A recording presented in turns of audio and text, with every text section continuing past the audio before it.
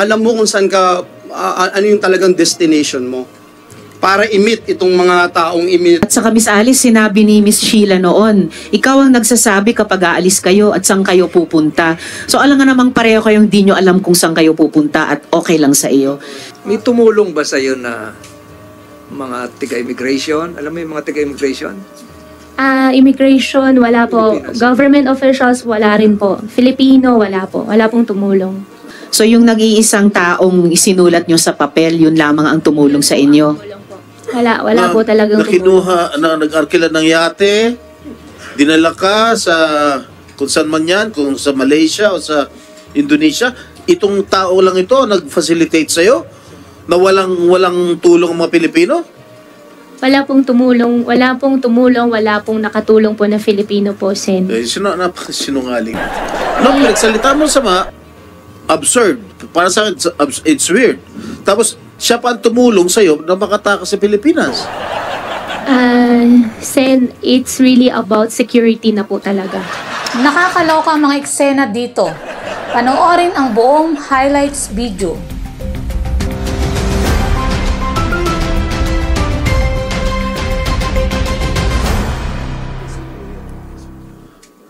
Madam Chair.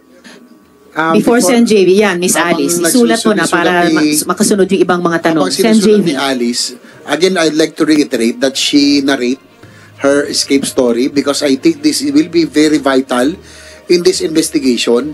Kasi po dito natin maikukumpara eh. No? This will be able to compare and confirm some of the previous information that we got from other resource persons. Siguro maganda ho talaga man-narrate niya itong kanyang escape story muna, Madam Chair. Salamat, Sen JV. Amin na yung papel, Miss Alice. Pakikunin sa kanya. Sen, wag niyo po i-ano po sa public po, ha? Huwag nyo kaming uutusan, Miss Alice. Pasensya na po. Pag-alis po namin, nauna po kami doon sa yate po. Tuloy mo lang. Pagkatapos po, may sinakyan po kami isang malaking barko po. Mula yate, lumipat pa kayo sa malaking barko? Hindi po siya yes po, malaking barko po siya. So, mula yate sa malaking barko. Saan banda kayo lumipat sa barko? Madam Chair, as much as gusto ko pong sabihin, pero hindi ko po alam yung location, basta puro dagat po. Ganong katagal mula umalis kayong Manila na nakayate na lumipat kayo sa malaking barko? Isaya, few hours lang po. Ilang oras? Hindi ko po maalala to be exact, kasi lahat po ng cellphone po namin nung pagka ano po namin doon sa tao, wala na po kaming phone. Sinong tao?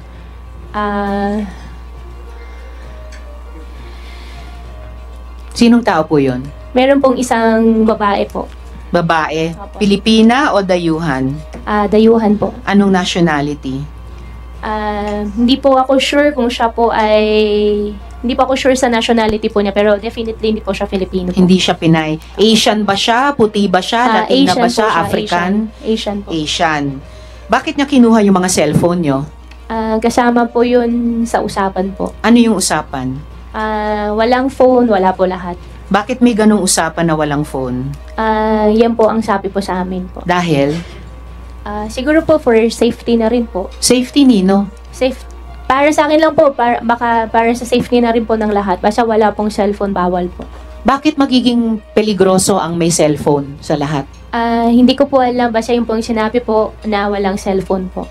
So lumipat kayo sa barko some hours after bumiyahe kayo sa yate. Opo. Estimate number of hours Hindi ko po bago kayo ma-estimate kasi lumipat. baka magkamali po ako. Wala po akong talaga maano po sa hours po. Mas okay na magkamali kaysa magsinungaling. Yung honest effort to tell the truth, mas okay nang magkamali. Gabi kayo umalis sa Manila? Gabi pa ba Gabi nung po. lumipat sa barko or madaling araw na? Ano pa rin po, madilim pa rin po. Madilim pa rin. Opo, madilim So, pa rin po. anong oras ba kayo umalis sa Manila na gabi? Pagdating po kasi namin ng Manila po, ikot-ikot po kami ng ikot eh. Hindi. Anong oras kayo sumampas sa yate?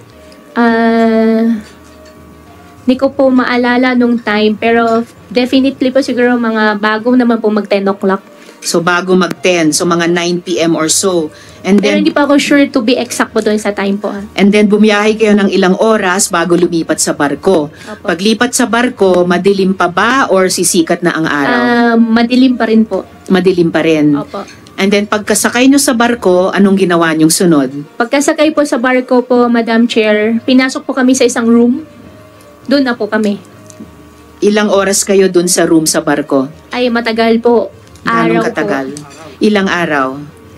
Hindi ko po, siguro mga 4. 4 days? Baka 4 or 3 or 5, mga ganun. Basta matagal po. 3 to 5 days? Ilang beses kayo nag-breakfast?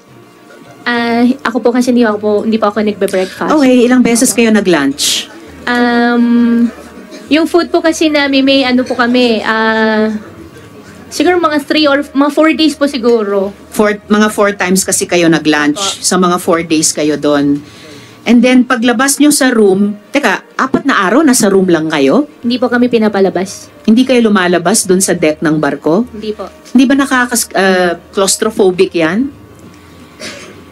Actually, nung nakasakay na po kami sa malaking barko, sa totoo lang, kung pwede lang atras na rin ako nun. Nakakatakot. talaga. Bakit ka aatras sana? Parang nakakatakot po talaga. Ano yung inaatrasan mo? Na Sana. gusto ko na pong umuwi, gusto ko na bumalik. So, ba't hindi mo ginawa? Yung nga po nagkamali din po ako talaga dun. Yung kwartong iyon, may bintana ba? Wala po siyang bintana. Parang lang, Meron o wala? wala po siyang, kasi pag bintana po yung nabubuksan po, diba? Hindi, bintana na nakakakita kayo sa labas. Meron po siyang isang maliit, meron po. Okay, so anong nakikita nyo dun sa isang maliit na bintana? Wala po kami nakikita po, Madam Chair. Pero nakikita nyong sumisikat ang araw, lumulubog ang araw, Opo. maaring sumisikat ang buwan, tapos nawawala. Wala pong ganun eh. Anong meron? Nasa site lang po siya. Kahit na, sa side makikita mo yung langit, kung lumiliwanag, dumidilim. Nakikita nyo yung pagbago ng oras sa bawat araw. To be exact po, Madam Chair, hindi ko na rin po napapansin po. So, basta sabi mo mga 4 na araw. Opo. Pagkatapos ng 4 na araw na hindi daw kayo lumabas sa kwarto, paglabas nyo sa deck, sa barko, nasaan na kayo? Paglabas po namin, may sinakyan pa po kami, may sinakyan po kami isang maliit na bangka. Maliit na bangka. Opo. Nasaan na kayo nun? Yung bangka po, bumiyahe pa po kami, tapos Malaysia na po. Ganong katagal kayo bumiyahe? Ilan hours din po yun. Hours. Saan ka sumakay ng SP Pro bangka, if I Temp. may? SP Pro Temp. Saan ka sumakay ng bangka? Hindi ko po alam yung exact location din po, Sen. Basta dagat po. Hindi mo alam yung daungan? Hindi mo alam kung saan? Hindi po. At saka instruction po sa amin, wag na po kami tumingin. Wag na po kami. Nakapiring kayo? Hindi naman po. Naka-sunglass pa rin po. Salamat, SP Pro Temp. Bago si Sen Joel, tatanungin ko sa inyo sunod, sino yung mga Pilipinong tumulong sa inyo sa bawat yugtong iyon? Mula yate, hanggang barko, hanggang maliit na bangka, papuntang Malaysia. In Sen relation Joel. lang, Madam Chair, doon sa big boat, Guwawaping, doon sa big boat, ilan kayong magkakasama doon sa big boat? Doon sa big boat po, 3 lang po kami. Tsaka isang babae po na foreign. Chinese na. Chinese pala yung kasama. Hindi po siya Chinese kasi ang conversation po namin English. So Okay. hindi po siya Chinese. Okay, hindi siya Chinese pero Asiana siya, di ba? Asiana Sinabi po mo siya, kanina. opo. So kayong 3 lang doon sa maliit na kwarto na sinasabi mo? Opo. Kayo ni Sheila tsaka ni Wesley. Opo. Kayong 3 lang yun nandun. Opo. Thank you. Salamat, Sen Joel. So, Miss Sheila, sino yung mga Pilipinong tumulong sa inyong makasakay sa yate? Sinong mga Pilipinong tumulong sa inyong makatakas sa Pilipinas? Madam Chair, walang tumulong po ni isang Filipino or Filipina. Wala. So, yung walang Filipino na tumulong sa inyo. So, yung nag-iisang taong isinulat nyo sa papel, yun lamang ang tumulong sa inyo. Tumulong po. Ito bang taong... Madam SP Chair, Pro ito Temp. bang taong to sinulat mo nandito sa Pilipinas? Understanding ko po wala. Nakatakas na rin. Hindi ko po alam, pero alam ko po wala po siya dito. Sa pagkakala mo, nasaan? Hindi ko po alam, Sen. Paano ka kinontak? Nag-usap po kami. Paano siya nag-facilitate nung pag-alis mo? Bago po nangyari po yan, nag-usap po kami. Bago nandito siya sa Pilipinas noon nung nag-usap kayo. Phone po kami nag-usap. Kaya nga, nasan siya? Hindi ko po alam exactly asan po siya doon. Are you sure walang Pilipino, walang government official na tumulong sa pag-eskapo mo rito sa ating bansa? Sen, wala po. Walang Pilipino. That's impossible. Na imposibleng walang tumulong sa iyo Pilipino para makatakas dito sa Pilipinas. Pero Sen, wala po talaga. Ang galing naman itong Chinese nito. Ha? Wala po talagang Nakinuha, nag-arkila ng yate, dinala ka sa kung saan man yan, kung sa Malaysia o sa Indonesia. Itong tao lang ito nag-facilitate sa'yo na walang tulong ang mga Pilipino? Wala pong tumulong, wala pong nakatulong po na Filipino po, Sen. Sinungaling ito. Salamat, SP Pro Temp. Meron ka bang binigyan ng bribe, Miss Alice? Kasi narinig ko, pakinggan nyo narinig ko ang Zoom. Have you bribed any government official para dito sa pagtakas nyo sa Pilipinas? Wala po. Narinig ko yung halagang 200 million. Wala po. Ibang po. halaga? Wala po. Wala po akong alam na may ganung amount. Wala po. Kung totoong walang tumulong na Pilipino, sino nagbibigay ng instruction sa mga dayuhang kasama nyo? At sino nagbibigay ng instruction sa inyo? Tungkol dun sa, sabi mo kanina, usapan kung paano gagawin ang pagtakas nyo. Wala po ako nakitang Filipino. Wala rin pong tumulong po sa akin na Filipino po. Miss Alice, bago si Sen Joel, yung bawat ahensyang nandirito ngayon, gumagawa ng sariling internal investigation nila. Hindi lang tungkol sa inyo, tungkol sa mga tao nilang posibleng tumulong sa inyo.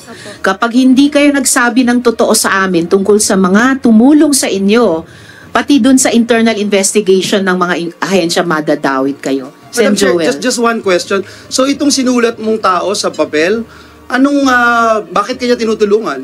Alam niyang tatakas ka. Alam niyang puganti ka. Sen, siguro hindi ko po talaga siya may discuss lang po sa public.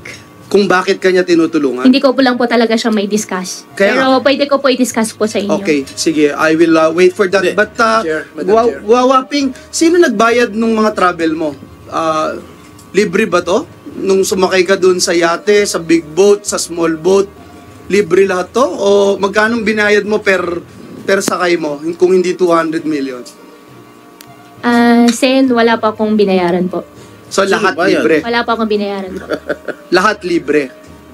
Wala po akong binayaran. Kaya nga, ulitin ko, mula sa yate, walang bayad. Sa malaking boat, 4 days, 5 days, walang bayad. Maliit na boat, wala pa ring bayad.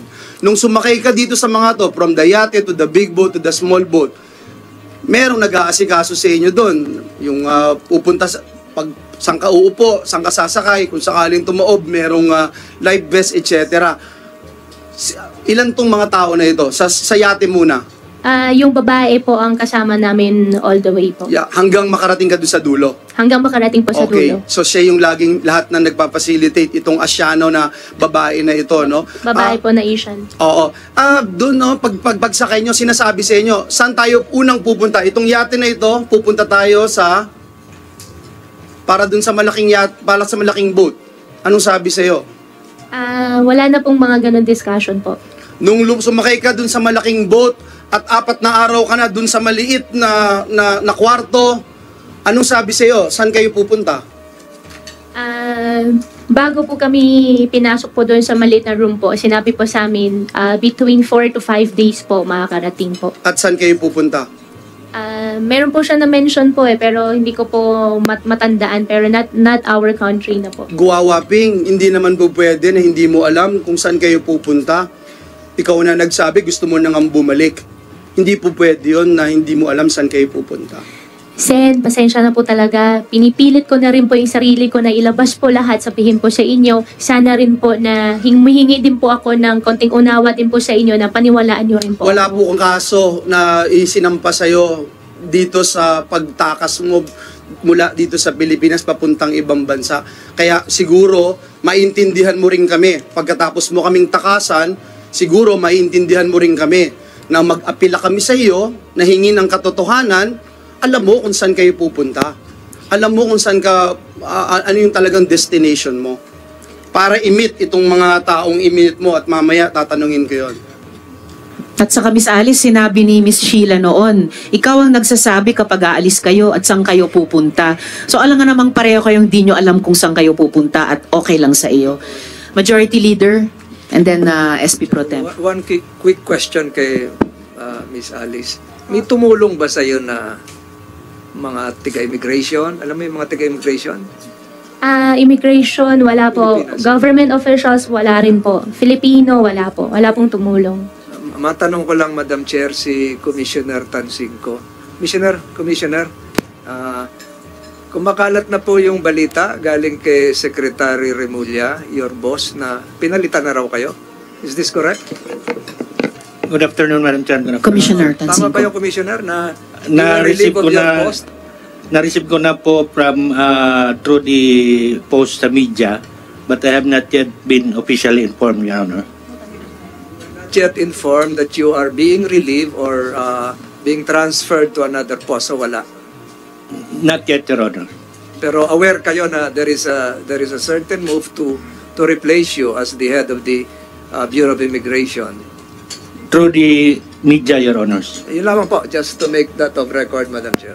Salamat, Madjo. But I hope, Commissioner, mag-stay on pa rin kayo sa aming hearing habang tumatakbo ito ngayong maghapon. We need all the agencies on board sa aming investigasyon.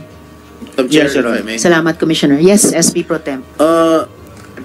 Itong pangalan na sinulat mo, ikaw ba humingi ng tulong sa kanya o kusa siyang tumulong sa'yo?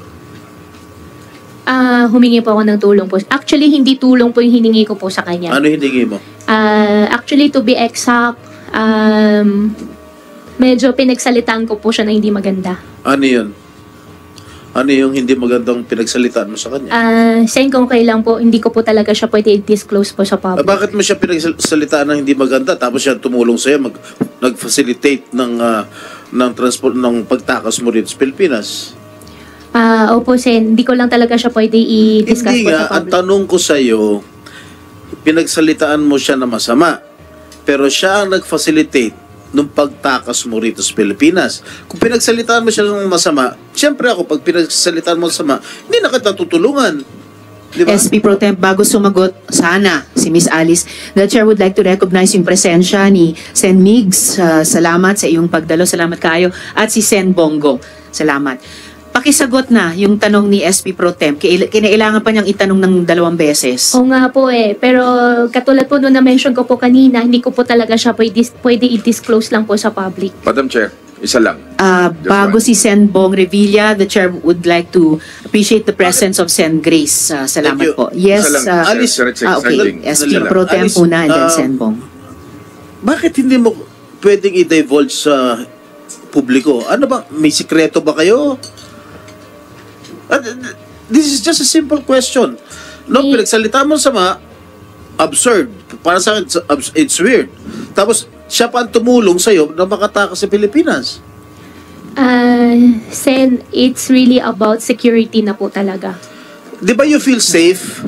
You're under the custody of the Philippine National Police. Yes po. You're under the custody of NBI. Now Opo. you're under the custody of the Senate. And Opo. we will protect you. Opo. Oh, why don't you want to divulge everything here? Sen, you know. andito po ako, safe na safe po ako, alam ko Oh, po yes. yun. Pero pagkatapos po ng session, paano po ako? Yun lang, dun po ako nag-worry, kaya ayaw ko po mag-disclose po sa public. Nandyan ang police, nandyan ang NBI.